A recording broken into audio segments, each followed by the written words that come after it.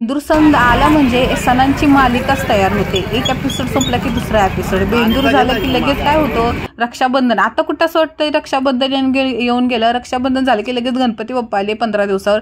गणपती बाप्पा झाले की लगेच 15 दिवसावर नवरात्री आली बघा। एक वर काम। आता गावावरून जाऊन आलं, जरा सुस्तावलं अंग। 8 दिवसच झाले तोपर्यंत सणाची तयारी। काल साफसफाई केली, लगेच आदल्या दिवशी रात्री सामान आणायला नाक्यावरती गेलो। एकाच ठिकाणावर सगळं सामान घेतलं। फुलहार सगळं पहिली माळ पानांची असते ती घेतली आणि नाक्यावर देवींचं आगमन झालं बाबा। काय ते ढोल ताशा आणि ते झेंडा फडकवणारी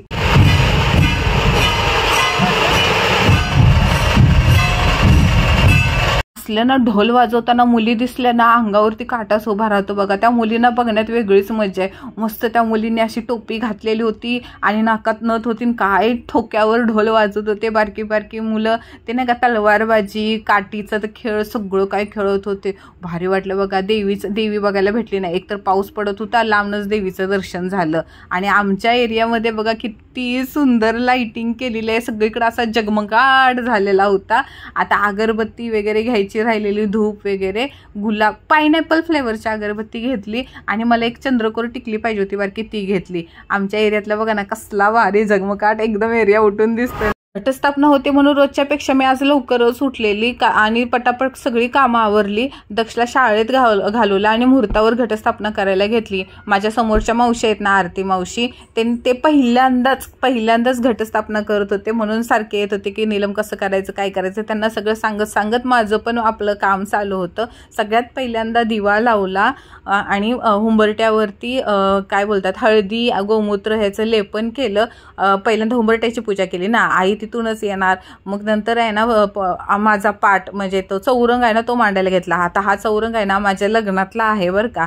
मग जसं असतं ना पद्धत, जशी आमच्याकडे पद्धत आहे ना तसेच मी करते। आता कोणाकोणाकडे आहे ना टोपलीमध्ये ह्याचं करतात ना स्थापना घटस्थापना। आमच्याकडे कसं ताट किंवा काहीतरी असं ताटच घेतात शक्यतो, तेव्हा पत्रावळी टाकून सगळं 5 किंवा 7 धान्य 9 धान्य असे घेतात आणि तशी स्थापना करतात। तसंच आमच्या पद्धतीनं, आमच्या गावच्या पद्धतीनं मी केलं बरं का।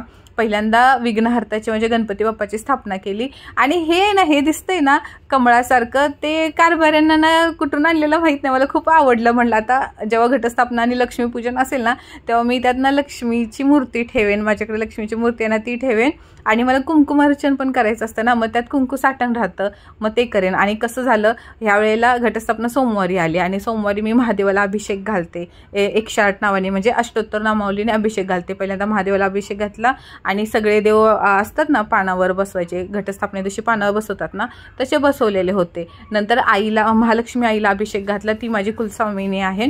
आणि माझ्याकडं कमळच्या फुलाचं अत्तर आहे। आता देवीला कमळच्या फुलाचं अत्तर आवडतात ना, म्हणून ते अत्तर आहे ना देवीला लावला, अभिषेक घातला, कुंकुमार्चन केलं। म्हणजे जेवढे पाठ मी वाचते ना सगळं काय वाचलं, सगळ्यात शेवटी आरती केली। कारभाऱ्यांनी पानाची माळ बनवून दिली आणि आमची कारभारी सुरुवातीला नव्हते आणि एंडिंगला आरतीच्या वेळेस आले। असलं भारीत ना झालं ना, असं वाटतं एकत्र आमच्या हस्ते आज पूजा झालेली होती। माझ्या कामाच्या गडबडीत मी दिवसभर काहीच खाल्लेलं नव्हतं आणि माझी पूजा झाली, आरती झाली। मावशी आहे ना माझ्याकडे आरती झाली आणि आमच्या आरती मावशी माझ्याकडे ना खिचडी घेऊन आल्या। असं वाटत होतं किती भारी झालं खिचडी भेटली म्हणून, कारण का मला जिमला जायचं होतं। पटकन खिचडी खाल्ली, दूध म्हणजे खिचडी आणि दूध मला आवडतं ना ते खाल्लं आणि मी जिमला गेले। म्हणलं एनर्जी नव्हते, कारभारी म्हणत होते जाऊ नकोस कशाला दमलेस आज, पण म्हणलं नाही, जिम काही पण होते कॅन्सल करायचं नाही, कारण का नवरात्री 9 दिवस असणार, एकतर एक्स्ट्रा दिवस पण वाढलेला आहे। आणि माझे सप्तशतीचे पाठ असतात रोजचे, म्हणजे मी 2-2.5 तास सकाळचे एका जागेवर बसून सप्तशतीचे पाठ करते। म्हणून मी म्हटलं आज कॅन्सल केलं तर 9 दिवस पुढचे कॅन्सल होईल। तुम्ही पण जॉईन करा। डॉक्टर साहेब डॉक्टर आहे खराब केलं, सेट नाही व्हिडिओ, सॉरी। जास्त हेवीवाला वर्कआउट नाही केला, नॉर्मलच केला। आता आमच्या तिघींची गट्टी चांगलीच जमलेली आहे, त्यामुळे आमची मस्ती करत करत ना एक्सरसाइज 2 तासाची कधी होऊन जाते कळतच नाही आणि ओळखीसुद्धा व्हायला लागलेत। सर झाल्यावर खेळता तुम्ही झालं गाणं आमच्या जीवचं काय करू, जय हरी विठ्ठल। सकाळपासून एवढं काम पूजा अर्चना करून मला एवढा थकवा आलेला. मला वाटलेला आज माझ्याकडे एक्सरसाइज होते का नाही, पण जिम मध्ये गेल्यानंतर सगळं विसरून गेले. उपवास आहे, काय खाल्लं नाही. आता खिचडी तर खाल्लेली होती, मावशीने दिलेली म्हणा, पण सगळं काय विसरून गेलेले. अशी मस्ती करत करत आमची जिम झाली ना. कोकिळा 7 ना, किती झाले? 10:15 10:30 10:30 झाले. 10:30 पावणे 11 झालं. बॉडी झाली. मध्ये असल्या वेळेचं भानच राहत नाहीत. पटापट अरे बापरे, घड्याळ बघितलं ना, दिवाबत्तीची वेळ झाली होती. फटाफट अशी घरी आले. कारभाऱ्याने तोपर्यंत दिवाबत्ती केलेलीच होती आणि मग म्हटलं पटकन भाकरी करावी, भाजी करावी आणि नैवेद्य दाखवावा. पटकन मस्तपैकी गरमागरम 2 भाकरी आणि ना भेंडीची भाजी केली. चटणीतली भाजी शक्यतो आमच्या घरात असते, मिरचीमधली जास्त कोण खात नाही म्हणून चटणीतलीच भाजी केली. आईला नैवेद्य दाखवला. आज पहिला दिवस होता आणि कसला बाई पाऊस पडत होता. त्या इंद्रदेवाचं ना, इंद्रदेवच असतो ना पावसाचा देवता. अरे बाबा, भांडण झाले का काय बायको बरोबर, कळते का नाही. 4 महिने संपले ना पावसाळ्याचे, आता थंडीचे दिवस चालू होतील. कुठली थंडी चालू होते. आई शपथ, मला म्हणलं पाऊस थांबतोय का नाही. मला देवाला जायचंच होतं. मला माहीत नाही, मला आज देवीचं दर्शन घ्यायचंच होतं.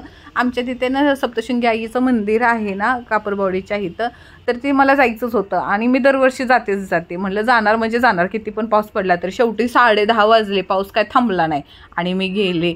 भिजत आम्ही गेलो. अर्धे भिजलेलं ते, पण आईकडे बघितल्यानंतर कसलं भारी वाटत होतं. बघते का नाही आपल्याकडे, आणि किती हसमुख चेहरा आहे. सप्तशृंगी आईचं दर्शन घेतलं. बाजूला आशापुरा मंदिर आहे. आशापुरा मंदिरामध्ये पण रोषणाई लय भारी केलेली होती. तिथं थोडीशी गर्दी होती, म्हणजे 5 मिनिटातच लाईन आली.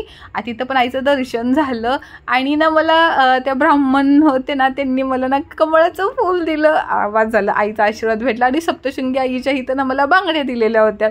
त्यामुळे चल, एवढ्या मेहनत घेऊन आले. आईला माझं पूजा मान्य झाली असं मला पर्सनली वाटलं बरं का.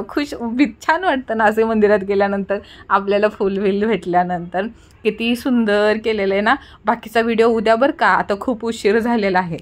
तर असा काही माझा ना नवरात्रीचा पहिला दिवस होता. गडबड, गोंधळ, धावपळ, मज्जा, एन्जॉय आणि देवीची पूजा. म्हणजे बोलतात ना, आपण ऑलराऊंडर आहोत ना, तसंच माझ्या सर्व सखींना, ऑलराऊंडर सखींना नवरात्रीच्या हार्दिक शुभेच्छा.